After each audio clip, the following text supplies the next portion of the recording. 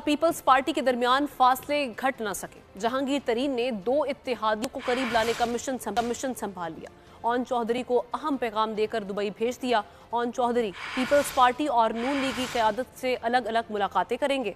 मसालिहत से मुतालिक अहम पैगाम हवाले करेंगे।